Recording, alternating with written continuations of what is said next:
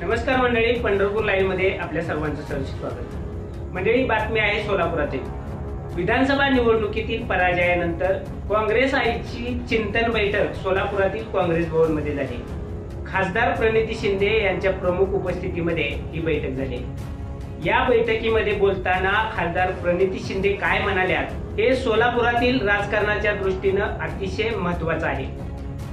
प्रणिती शिंदे यांनी स्पष्ट केले आहे, विधानसभा निवडणुकीमध्ये झालेल्या पराभवामुळे खचू नका, कार्यकर्त्यांनो पुन्हा जोमाने कामाला लागा।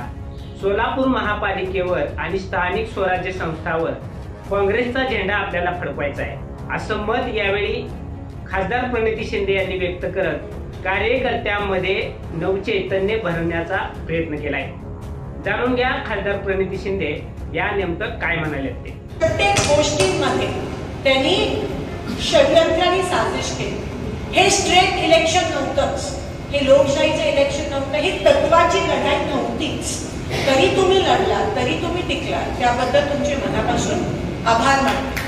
काल आमची CWC झाली आणि CWC मध्ये पहिला प्रश्न पहिले जे राहुल गांधीजी म्हणाले, कारण का CWC मध्ये आम्ही सगळे होतो ती हायेस्ट डिसिजन मेकिंग बॉडी असते काँग्रेस पक्षाची। ते म्हणाले की जेव्हा आपण जिंकतो तेव्हा सगळ्यांच्या चेहऱ्यावर आनंद असतो आणि हरतो तेव्हा दुःख असतं। ते म्हणाले जरा उलटं करा, कारण का आपण हरलो नाही आहोत, हा विजयच आहे।